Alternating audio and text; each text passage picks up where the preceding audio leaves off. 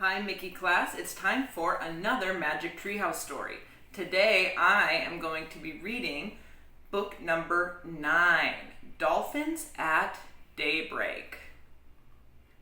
Chapter 1, Master Librarians. Jack stared out the kitchen window. The sun was not up yet, but the sky was growing lighter. Jack had been awake for a long time. He had been thinking about the dream he'd had, the dream about Morgan Le Fay. "The treehouse is back," Morgan had said. "I'm waiting." Jack wished that dreams were real. He missed Morgan's magic treehouse. "Jack!" His little sister Annie appeared in the doorway. "We have to go to the woods now," she said. "Why?" Jack asked. "I had a dream about Morgan," exclaimed Annie. "She said the treehouse is back, and she's waiting for us." "That was my dream," said Jack. "Oh, wow," said Annie. "She told you too? So it must be important." "But dreams aren't real," said Jack. "Some dreams aren't, but this one is," said Annie. "I can just feel it." She opened the back door. "I'll see you later." Wait, I'm coming." He raced up the stairs. Having the same dream must mean something, he thought. He grabbed his backpack and threw his notebook and pencil into it. Then he ran downstairs. "We'll be back soon, Mom," Jack called into the living room. "Where are you going so early?" his dad called. "Just for a quick walk," said Jack. "It rained last night," called his mom. "Don't get your shoes wet." "We won't." Jack slipped out the door. Annie was waiting for him. "Let's go," she said. The sky was pale gray. The air felt freshly washed. Jack and Annie ran up their quiet street to the Frog Creek woods. They headed between the trees. Soon they came to the tallest oak in the woods. There was a wooden house high in the treetop. "It is back," whispered Jack. Someone looked out the window of the treehouse. A lovely old woman with long white hair. Morgan Le Fay. "Come up," called the magical librarian. Jack and Annie climbed up the rope ladder and into the treehouse. In the dawn light, they stared at Morgan Le Fay. She looked beautiful in a red velvet robe. Jack pushed his glasses into place. He couldn't stop smiling. "We both had dreams about you," said Annie. "I know," said Morgan. "You do?" "Yes, I sent them to you," said Morgan, "because I need your help." "What kind of help?" said Jack. "Merlin the magician has been up to his tricks again," said Morgan. "So I haven't had any time to collect books for Camelot's library." "Can we collect them for you?" asked Annie. "Yes, but in order to gather books through time, you must be master librarians," said Morgan. "Oh, well," Annie said sadly. "But you can become master librarians," said Morgan, "if you pass the test." "Really?" said Annie.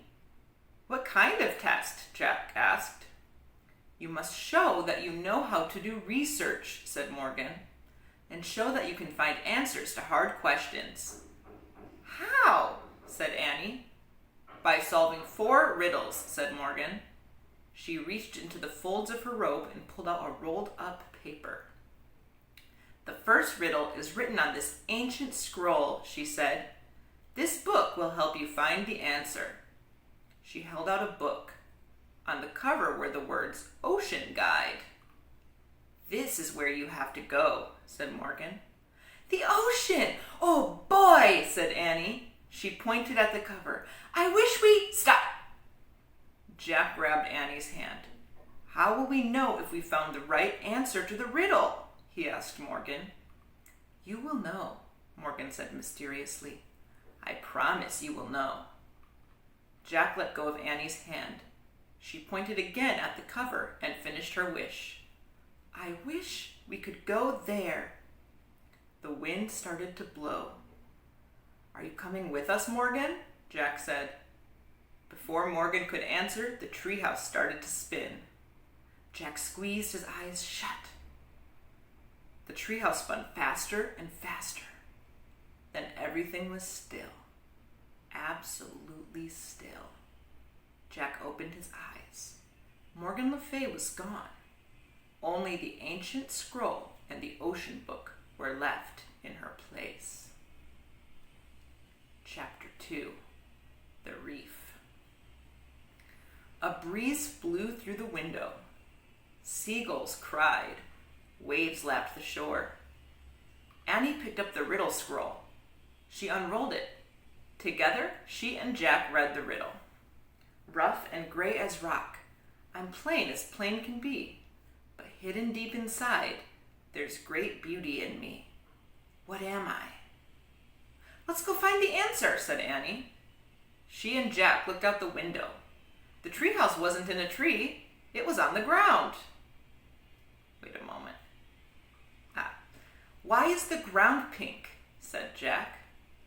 I don't know, said Annie, but I'm going out there. I'm going to do a little research first, said Jack. Annie climbed out of the treehouse. Jack picked up the ocean book and flipped through it. He found a picture of a pink island surrounded by water. He read, "This is a coral reef. Corals are tiny sea animals. After they die, their skeletons remain. Over time, the reef builds up from stacks of coral skeletons." Oh man, tiny skeletons, said Jack. He pulled out his notebook and wrote, "Millions of coral skeletons." Jack, come look at this, cried Annie. What is it? I don't know, but you'll love it, she said. Jack threw his notebook and the ocean book into his pack. He climbed out the window. Is it the answer to the riddle? He called. I don't think so. It doesn't look very plain, said Annie. She was standing at the edge of the water. Beside her was a strange-looking machine. Jack hurried over to the bumpy coral to get a better look. The machine was half on the reef and half in the clear blue water. It looked like a huge white bubble with a big window. Is it a special kind of boat? Asked Annie. Jack found a picture of the machine in the ocean book. He read, "Scientists who study the ocean are called oceanographers. Sometimes they travel in small diving vessels called submersibles or mini-subs to study the ocean floor." It's a mini-sub, said Jack. He pulled out his notebook. Let's get inside it, said Annie. No, said Jack. Actually, he did want to see what the sub looked like inside, but he shook his head. We can't, it's not ours. Just a teeny peek, said Annie. It might help us figure out the riddle. Jack sighed. Okay, but we have to be careful. Don't touch anything, he said. Don't worry, said Annie. And take off your shoes so they won't get wet, said Jack. He and Annie slipped off their shoes and socks and threw them toward the treehouse. Then they stepped carefully over the sharp coral. Annie turned the handle on the hatch of the mini-sub. It opened. She and Jack climbed inside. The hatch slammed shut. The mini-sub was tiny. 2 seats faced the big window. In front of the seats was a computer built into a control panel. Annie sat down. Jack opened the ocean book and read more on the mini-sub page. Mini-subs have strong hulls to keep air in and protect those aboard from water pressure. Computers are used to guide the mini-sub through the ocean. Oops, said Annie. What's wrong? Jack looked up. Annie was waving her hands in front of the computer. Now the screen showed a map. What's going on? Said Jack. I just pressed a few keys, said Annie. What? I said not to touch anything, said Jack. An air blower came on. The mini-sub jerked backward. Get out, said Jack. He and Annie scrambled for the hatch. Jack grabbed the handle, but they were too late. The mini-sub slid off the reef. Then it dove silently down into the deep. Dun, dun, dun. Chapter 3. Mini-sub. "You've really done it now, Annie," said Jack. Sorry, but look out the window," Annie said. "Look." "Forget it. We have to figure this out." Jack stared at the computer. He saw a row of pictures at the top of the screen. "What did you do?" he asked. "I just pressed the on button," said Annie. The screen lit up, and I pressed the starfish. "That must be the command to go under the water," said Jack.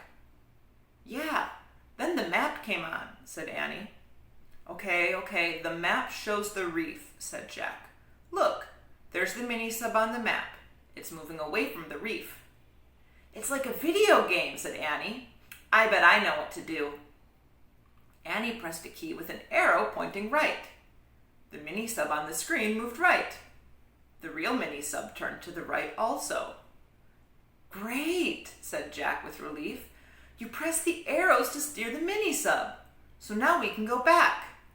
"Oh no, not right away," said Annie. "It's so beautiful down here." "We have to get back to the reef," said Jack.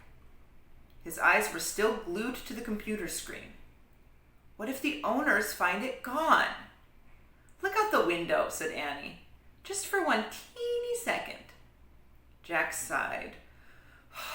He pushed his glasses into place and looked up. "Oh man," he said softly. Outside the glass was a strange world of bright moving color.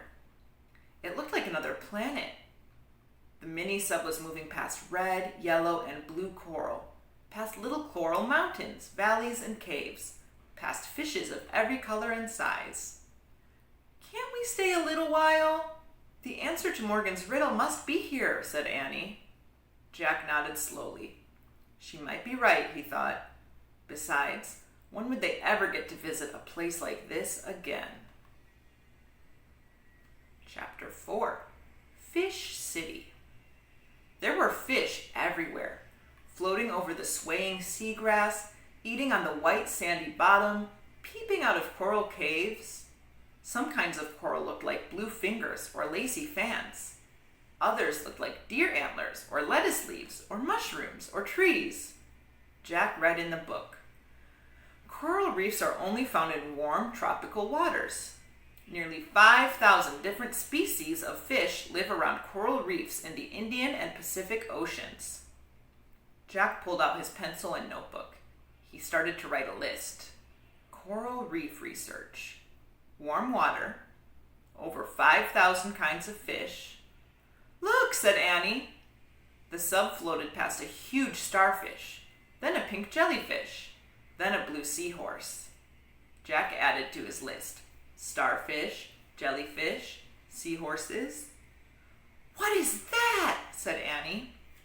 Jack saw a creature that looked like a giant pancake with a long tail. "A stingray," said Jack. He put that on his list as well. "And that?" said Annie. She pointed at the biggest shell Jack had ever seen. It was as big as a footstool. "I'll have to check on that one," said Annie. He turned the pages of the ocean book. When he got to the page about clams, he read aloud. "The giant clam of the coral reef is 3 feet wide and weighs up to 200 pounds. So that's 1 meter wide and 100 kilograms. "Wow," said Annie. "No kidding," said Jack. He added giant clam to his list. "Dolphins!" cried Annie. Jack looked up. 2 dolphins were peering in the window. They tapped their noses against the glass. Their eyes were bright. They seemed to be smiling. Jack laughed. "It's like we're in a fish tank, and they're looking at us," he said. "Their names are Suki and Sam," said Annie. "Sister and brother." "You're nuts," said Jack. "Here's a kiss for you, Suki," Annie said. She pressed her lips to the glass as if she were kissing the dolphin's nose. "Mwah." "Oh, brother," said Jack. But the dolphin opened her mouth and tossed her head. She seemed to be laughing. "Hey, I know the answer to the riddle. Dolphins," said Annie. "They're gray and plain, but they have great beauty inside." "You forgot the rough as a rock part," said Jack.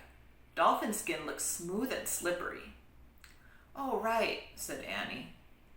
The dolphins flipped their tails. They swam off into the light blue water. Wait, don't go, called Annie. Suki! But the dolphins were gone. It's time for us to go too, said Jack. He was afraid someone might be looking for the mini-sub. But we haven't solved the riddle, said Annie. Jack studied the bright underwater world. I don't see the answer, he said. There's nothing plain at all out there. Then maybe the answer's in the mini-sub, said Annie. They looked around the tiny space. I'll check the computer, said Jack. He studied the row of pictures at the top of the screen. He pressed the book picture. The word ship's log flashed onto the screen. Ooh, chapter 5. 2 eyes. What's a ship's log? Said Annie. It's a diary of an ocean trip, said Jack. He peered at the computer screen and read a log entry. Monday, July 5th. Hey, that was just last week, said Jack. He read further. Collected rock and shell samples. Mapped ocean floor. Found tiny crack in hull. This is like your notebook, said Annie. Yeah, the oceanographer was writing notes on the computer, said Jack. Jack and Annie read further. Tuesday, July 6th. Crack has widened. Must return to reef soon. A crack where? Said Annie. I don't know, said Jack. He read further. Wednesday, July 7th. More tiny cracks. Cannot be fixed. Heading back to the reef today. Uh-oh. This doesn't sound good, said Jack. He read further. Thursday, July 8th. Defective sub. Return to reef. Leave for helicopter to transport. To junkyard. Defective means broken, right? Said Annie. Yep, said Jack. So this sub is broken, right? Said Annie. Yep, said Jack. And it was waiting to be taken away by a helicopter to a junkyard. Yikes, said Annie. Now we really have to get back, said Jack. Let's try pressing the waves picture, said Annie. She pressed the waves picture on the computer screen. The mini-sub began to rise slowly. Oh, good, said Jack. The sub went past a small coral mountain. It went past schools of fish and waving plants. Oh, gasped Annie. Jack gasped too. 2 eyes were staring out from behind a giant sea plant. They looked human, except they were as big as golf balls. The sub moved past the giant plant. Jack breathed a sigh of relief. What? Who's? Sputtered Annie. Don't ask, said Jack. They stared back at the plant. Just then, a long arm came out from behind it. Then another arm came out. Then another, and another, and another, and another, and another, and another. Jack and Annie stared in horror at a giant octopus. It's coming after us, said Annie. Slowly, the octopus crept through the water. Its 8 arms reached for the mini-sub. Chapter 6. Crack! The octopus hugged the mini-sub. Each of its 8 arms had 2 rows of suckers. The suckers stuck to the window. The mini-sub stopped. The octopus stared at Jack and Annie with huge human-like eyes. I don't think it wants to hurt us, whispered Annie. It's just curious. I'm going to research it, said Jack. His hands shook as he flipped through the pages of the ocean book. He found a picture of an octopus and read aloud. The octopus tends to be a gentle, shy creature. Sometimes, though, curiosity gets the best of it and it comes out of hiding. Ah, see, I told you, he's shy, said Annie. She yelled to the octopus, Hi, I'm Annie. He's Jack. Oh, brother, moaned Jack. He read further. But the octopus has huge strength. Each of its arms or tentacles has many suckers, which act like rubber suction cups. It is nearly impossible to free an object from their grasp. "Oh, great," said Jack. "We'll never get rid of this thing." Just then, Jack felt a drop hit his arm. Water. He looked up at the ceiling. "Uh-oh," said Annie. A thin crack ran along the ceiling. Smaller cracks branched out from it. Water dripped from the cracks. "We found the cracks," said Annie. "The octopus better let go before the whole ceiling breaks," said Jack. "Let go, please, please," Annie shouted at the octopus. The creature blinked, as if trying to understand her. "Please, please, please," she shouted. "Come on, Annie," said Jack. "It doesn't care if you're polite." The octopus blinked at Jack. "Get out of here," Jack yelled at it. "Now! Beat it! Scram! Go!" The octopus shot a cloud of black liquid into the water and disappeared into the dark cloud. Its long tentacles trailed through the water. The mini-sub started to rise slowly again. "You hurt his feelings," Annie said. "I don't think so." Something bothered Jack. He looked back at the ocean book. He read to himself. The octopus squirts black ink to escape its enemies. One of its main enemies is the shark. "Oh no," said Jack. "What's wrong?" asked Annie. Jack looked out the window. The water was growing clear again. A shadowy figure moved toward the mini-sub. "What is that?" whispered Annie. The fish was way bigger than the dolphins, and it had a very weird head. Jack could feel his heart nearly stop. "A hammerhead shark," he breathed. "We're really in trouble now." Chapter 7. Remain calm. The shark swam behind the coral. "Where did it go?" said Annie, peering out the window. "It doesn't matter," said Jack. "We have to get to the top." "More water's coming in," said Annie. "Yeah, I know. Come on, come on, faster," Jack ordered the mini-sub. "Even more water's coming in," said Annie. "Lots more." Jack looked up. The water wasn't dripping now. It was spurting. A few seconds, said Jack. Suddenly, the mini-sub burst out of the water. It bobbed on the waves like a cork. The ocean sparkled all around it. "Safe!" shouted Annie. Jack felt the water rising around his bare feet. Not really," he said. "Oops," said Annie. The octopus must have made cracks in the bottom, too. The water was up to their ankles now. Jack looked out. He saw the reef in the distance. "The sub can make it. It doesn't look that far," he said. "Go, go, go!" said Annie. She pressed one of the steering keys.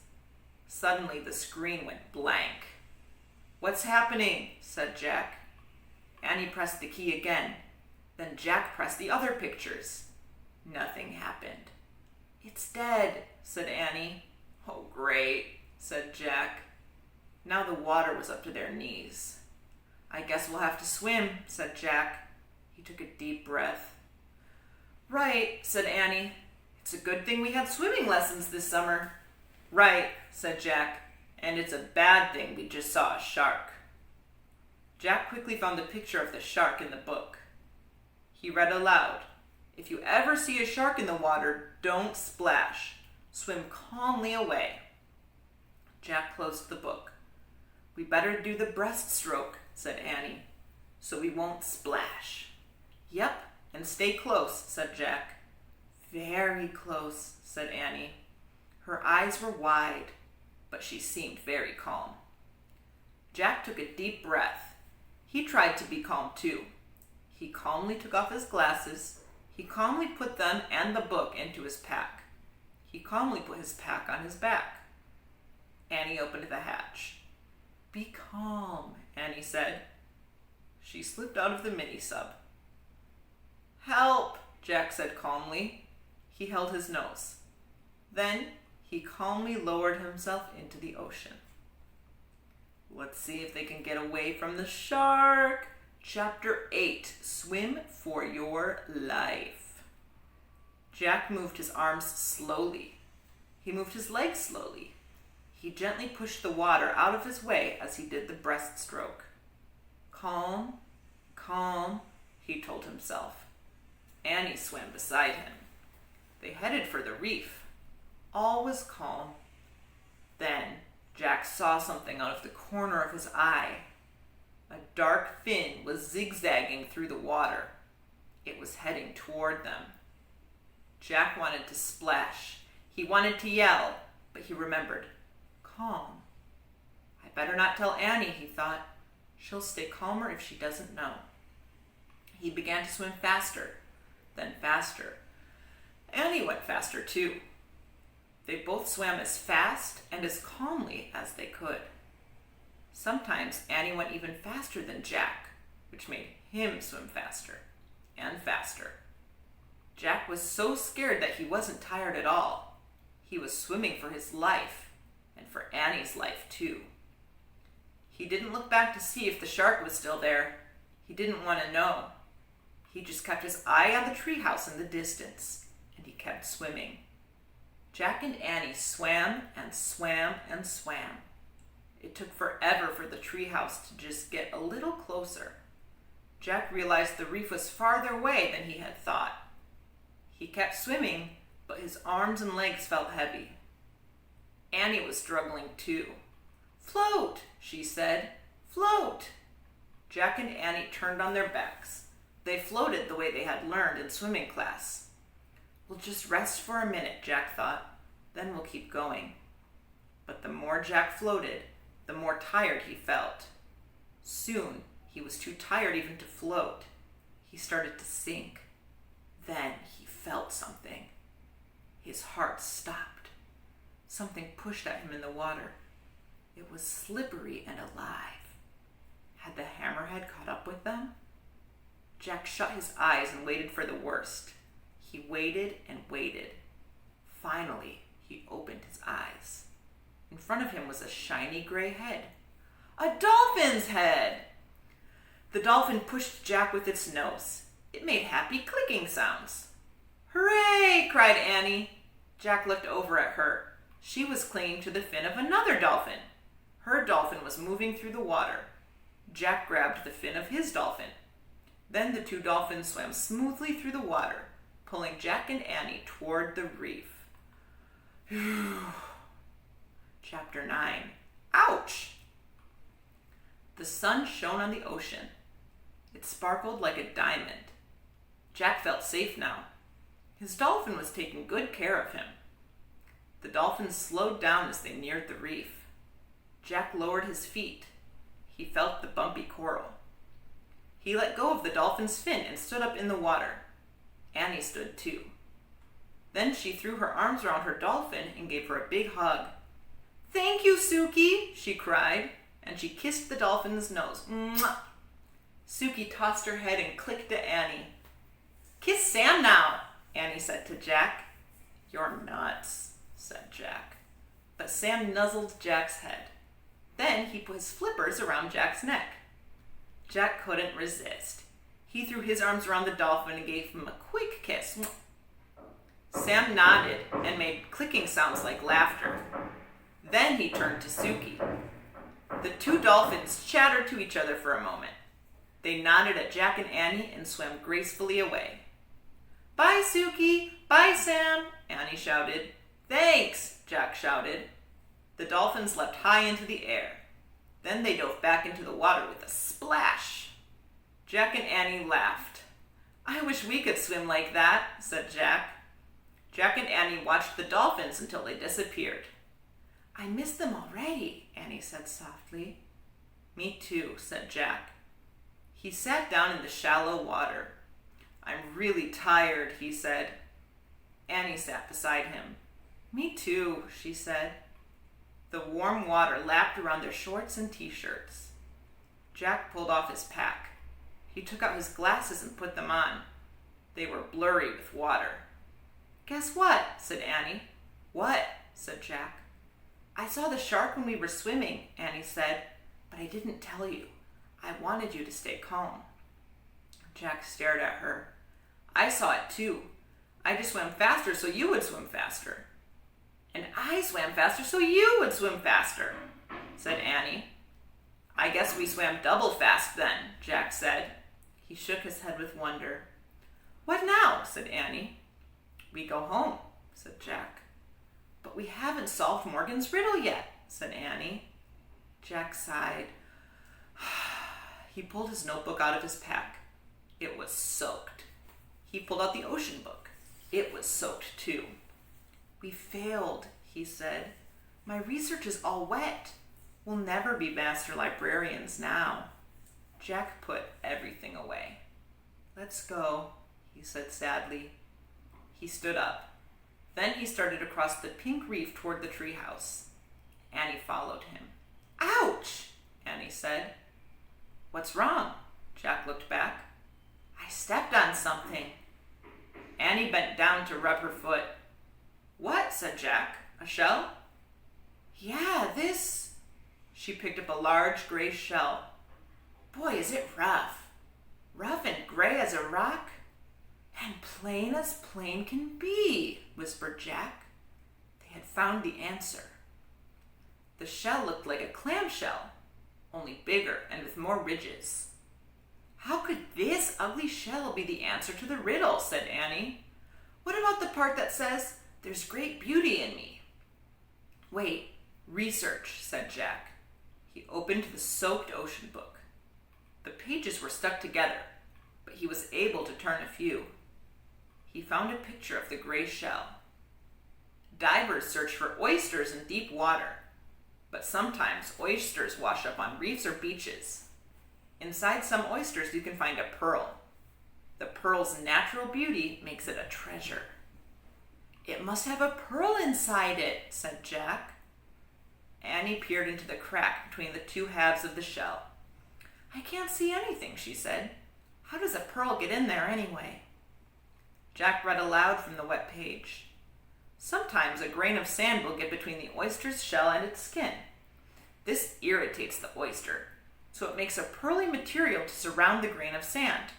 In this way, over a few years, a pearl is formed." "I can't tell if there's a pearl in there or not," said Annie. "Maybe we should bang it against a rock," said Jack. "Now that would really irritate the oyster," said Annie. "Yeah." "Maybe we should just leave it alone," said Annie. She gently put the oyster back in the water. "But how will we know if oyster is the right answer to the riddle?" said Jack. "Morgan said we'll know," said Annie. "Come on." Jack pushed his glasses into place. Then he and Annie picked up their shoes and socks. They climbed through the window of the treehouse. Morgan's scroll was lying on the floor. It was open. "Look," said Annie. She and Jack stared at the scroll. The riddle had faded away. In its place was one shimmering silver word: oyster. "Morgan's magic," whispered Annie. Jack let out a huge sigh. "Oh, we got it right," he said. "And here's the Pennsylvania book," said Annie. "Let's go home." She opened the book. She pointed to a picture of the Frog Creek woods. "I wish we could go there," she said. The wind started to blow. The treehouse started to spin. The wind blew harder and harder. Then everything was still. Absolutely still. Chapter 10. The True Pearl. Dawn light slanted into the treehouse. No time at all had passed since they'd left. Day was breaking. Jack rolled up the ancient scroll. He tucked it into the corner. "We solved the first riddle," he said. 3 more to go.